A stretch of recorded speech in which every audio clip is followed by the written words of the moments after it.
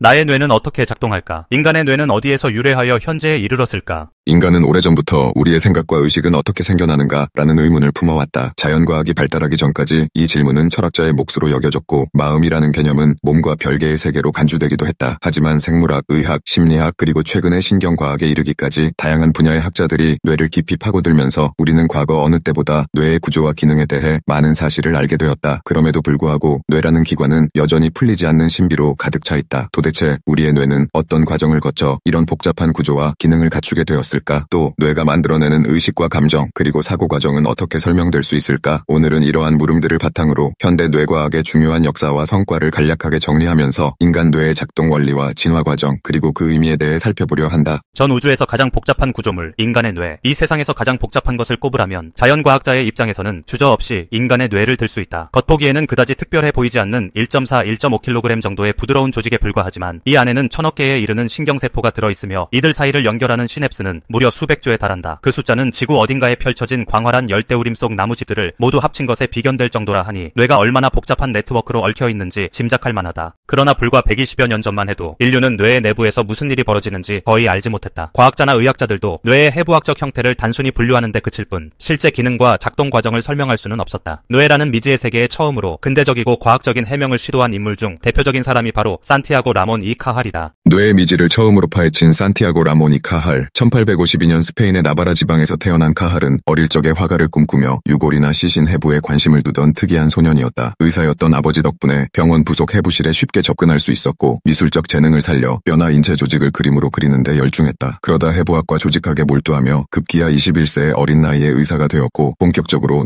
뇌신경세포의 세계에 빠져들었다. 19세기 말 살아있는 뇌를 직접 관찰하는 것은 불가능에 가까웠다. 당시 기술로는 죽은 시신에서 추출한 뇌의 조직만을 현미경으로 볼 수 있었을 뿐이다. 그러나 카할은 죽어있는 신경세포를 현미경으로 확대 관찰하고 상상력을 발휘해 그것이 생전에 어떻게 움직이고 신호를 주고받으며 서로 이어지는지를 그림으로 재현해냈다. 지금 보면 다소 추상화 같은 스케치도 있었지만 카할이 그려낸 뉴런, 축색돌기, 수상돌기 등은 그 정확성이 매우 높았고 뉴런이 독립적인 개체임을 밝힌 중요한 공로로 1906년 노벨 의학상을 받았다. 카할의 시대에는 전기적 화학적 신호전달 과정을 직접 측정할 방법이 없었다. 하지만 그는 신경전류가 뇌를 통과할 때에는 항상 한 방향으로만 흐른다 라는 가설을 세웠고 이후 다른 과학자들이 이를 실제로 증명함으로써 뉴런 사이에 시냅스라는 일방통행식 신호전달 기제가 있음을 알게 되었다. 이처럼 카할의 업적은 뇌신경계의 기초 개념들을 확립하고 오늘날 뇌과학의 기반을 마련했다는 점에서 매우 중요하다. 뇌 구조에 대한 다양한 모델, 어떻게 구성되고 움직이는가. 20세기에 들어서면서 과학자들은 인간 뇌의 구체적인 영역과 기능을 밝히려는 시도를 계속했다. 뇌간, 간내, 소뇌, 대뇌 등으로 구분되는 기본적 해부학적 구조는 일찍이 알려져 있었지만 각각의 영역이 어떤 기능을 맡고 있으며 서로 어떻게 유기적으로 연결되는지는 여전히 수수께끼였다. 맥클린의 삼위일체 뇌 모델. 1940년대에 미국의 폴 맥클린은 삼위일체 뇌 모델로 유명해졌다. 그는 인간의 뇌가 진화 과정을 거치면서 파충류의 뇌, 초기 포유류의 뇌, 신생 포유류의 뇌라는 세 층위로 층층이 더 씌워졌다고 보았다. 파충류의 뇌는 가장 하위 기능, 변형에는 감정과 충동, 그리고 신피질은 이성 논리 언어를 담당한다는 것이다. 이 모델은 이해하기 쉽고 시각적으로도 그럴듯해 많은 교과서에 소개되었으나 이후 연구 결과에 의하면 이 세 영역이 그렇게 깔끔하게 독립되어 있지 않음이 밝혀졌다. 실제로 파충류 역시 인간과 비슷한 형태의 변형계가 있으며 이성적 기능과 감정적 기능이 서로 완전히 분리되어 작동하는 것도 아니다. 브로카와 베르니케의 영역, 언어 중추의 발견. 19세기 중엽 프랑스의 해부학자 폴 브로카와 독일의 신경과 의사 칼 베르니케는 뇌에서 언어 기능을 담당하는 특정 부위를 찾는 데 성공해 화제가 되었다. 브로카 영역이 손상된 환자는 말이 유창하지 못하지만 상대방의 말을 이해할 수 있는 반면 베르니케 영역이 손상된 환자는 말하기 자체는 유창하더라도 그 말의 의미가 엉뚱해 이해하기 어렵다. 이는 뇌의 구체적인 영역이 특정 기능의 중요한 역할을 담당한다는 사실을 보여준 대표적 사례이다. 하지만 브로카 베르니케 영역을 제외한 대다수 기능은 더 복잡하고 넓은 범위에 걸쳐 있으며 영역 간 상호작용도 치밀하게 이루어진다. 장피에르 마리 플루랑이 여러 동물 실험을 통해 밝혔듯이 뇌의 특정 부분을 제거했을 때 단순히 해당 영역의 기능만 사라지는 것이 아니라 다른 기능에도 연쇄적 영향을 미친다는 연구도 있었다.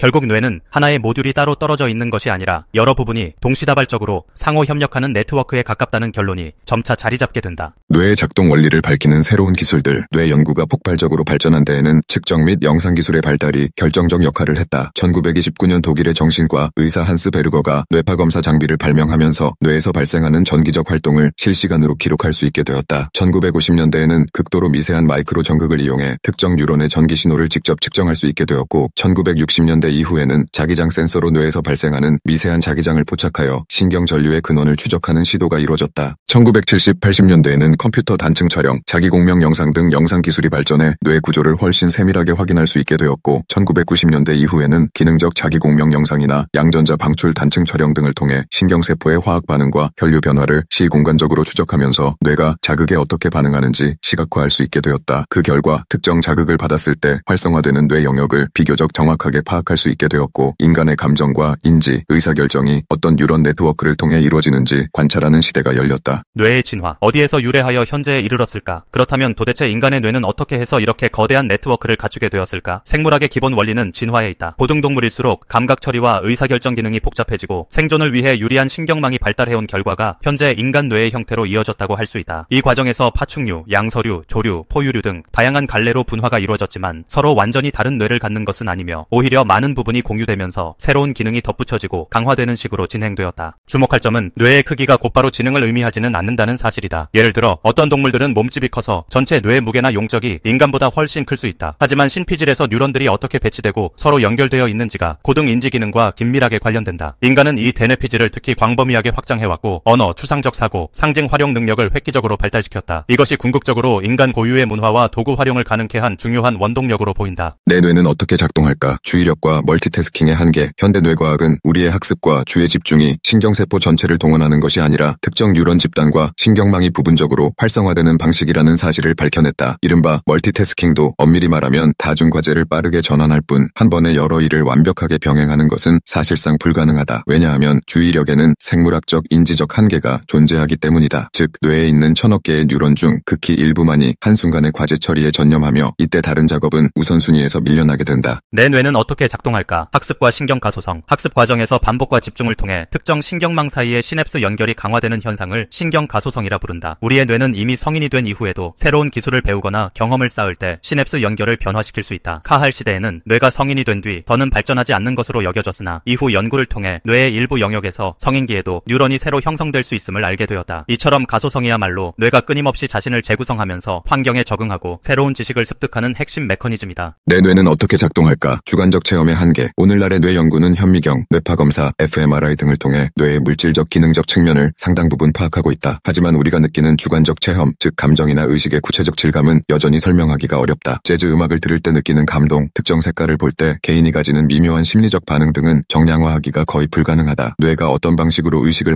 만들어내는가라는 문제는 신경과학이 풀어야 할 궁극의 난제로 연구가 진전될수록 오히려 더 큰 수수께끼로 다가온다는 관점도 있다. 뇌의 연구와 철학, 그 경계를 넘나들다. 뇌가 뇌를 연구한다는 것은 미묘한 역설을 낳는다. 우리는 자기 자신의 뇌로 사고를 하고 그 뇌가 어떻게 작동하는지 다시 연구하는 순환적 구조에 놓여있다. 이 문제를 가볍게 보지 않은 학자들 중에는 뇌 연구가 아무리 발전해도 의식이란 무엇인가, 나는 누구인가 같은 철학적 물음까지 완전히 해결할 수는 없다고 주장하기도 한다. 실제로 20세기 중반 이후로는 신경과학과 철학이 함께 융합한 신경철학도 활발히 발전하며 의식과 자아, 자유의지 문제 등을 새롭게 조명하고 있다. 인간의 뇌가 이렇게 만들어진 데에는 무슨 이유가 있을까? 인간 뇌가 현재와 같은 복잡성과 능력을 갖추게 된 배경에는 여러 학설이 존재한다. 대표적인 가설을 몇 가지만 살펴보자. 인류는 진화 과정에서 직립보행으로 손을 자유롭게 쓸 수 있게 되었고 도구를 사용하며 집단 생활을 영위했다. 이때 복잡한 의사소통과 분업, 협력, 갈등 조정이 필요해졌고 이에 적응하기 위해 뉴런 네트워크가 폭발적으로 발달했다는 견해다. 언어는 인간이 가진 가장 독특한 능력 중 하나이다. 언어를 통해 추상적 개념을 다루고 과거 경험을 전수하며 미래 계획을 세우는 등 메타인지와 고차원적 사고가 가능해진다. 이것이 뇌피질이 발달하도록 강력한 진화 압력을 주었다는 설명이다. 더 많이 알수록 더 많은 수수께끼가. 인간은 뇌를 통해 세상을 인식하고 의식을 갖고 문화를 만들어왔다. 현대 뇌과학은 19세기 말 카할의 현미경 관찰부터 시작해 20세기 중반의 뇌파검사와 신경화학 기술, 21세기 들어서는 기능적 뇌영상 기법에 이르기까지 엄청난 발전을 거듭해왔다. 그 덕분에 뇌가 어떤 구조를 갖추고 있고 어떻게 서로 정보를 주고받으며 특정 영역이 어떻게 협업하는지에 대해 과거에는 상상조차 못할 정도로 세밀하게 알게 되었다. 하지만 뇌가 만들어내는 의식과 감정, 기억은 구체적으로 어떠한 경로를 통해 형성되는가라는 물음은 여전히 해결되지 않은 채 남아있다. 오히려 연구가 거듭될수록 뇌의 작동 방식이 얼마나 복잡한지를 더 절실히 깨닫게 될 뿐이다. 게다가 여기에는 철학적 문제까지 겹친다. 나의 뇌가 나 자신을 연구하는 이 순환 속에서 과연 우리는 온전한 객관성을 확보할 수 있을까? 의식과 자유의지가 정말 뇌의 물리화학적 현상만으로 설명 가능한가? 여성의 뇌와 남성의 뇌,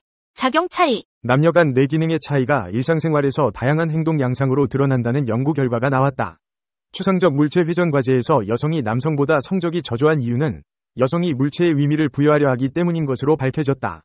반면 남성은 형태 자체에만 집중한다고 한다. 길찾기에서도 성차가 있다. 남성은 머릿속에서 지도를 회전시키지만 여성은 건물이나 가게 등 특징적 장소를 기준으로 길을 인지한다.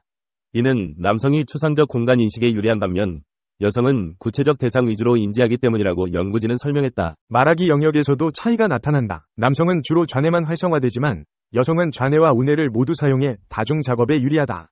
이처럼 여성의 뇌가 양쪽 방구를 더 균형 있게 활용하기 때문에 다양한 일을 동시에 처리할 수 있다는 분석이다. 성행위 시에도 여성의 전두엽 특정 영역이 활성화되는데 이는 생각하거나 연기하기 위한 것으로 추정된다.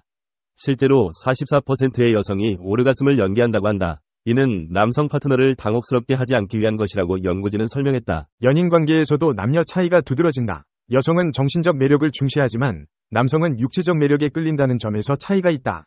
바람 피우는 이유도 다르다. 여성은 애인이 남편보다 낫다고 여겨 외도하지만 남성은 단순히 아내가 아니라는 이유에서 바람을 핀다고 한다. 동물계에서도 암컷이 교묘히 바람을 피우는 경우가 많다. 몽구스 암컷은 짝짓기 때 시끄럽게 굴지 않고 숯불 속에서 소리 없이 외도를 한다는 것이다. 이처럼 여성이 비밀을 간직하는 데 유리한 반면 남성은 자신의 행위를 숨기지 못하고 드러낸다고 연구진은 지적했다. 고릴라 무리에서도 암컷들이 우두머리 수컷 말고 다른 수컷과 교미하는 경우가 많은 것으로 나타났다. 우두머리는 영역 다툼의 시간을 빼앗겨 결혼 의무를 소홀히 하기 때문이라는 것이다. 이런 켈른 카니발 현상은 인간 사회에서도 일어난다고 한다. 대부분 동물 수컷은 새끼가 자기 것인지 모르지만 그것이 암컷의 즐거움이자 아이의 강점, 수컷의 약점이기도 하다. 이처럼 뇌 구조와 작용의 차이로 남녀는 세상을 다르게 인지하고 행동한다는 게 이번 연구 결과의 핵심이다.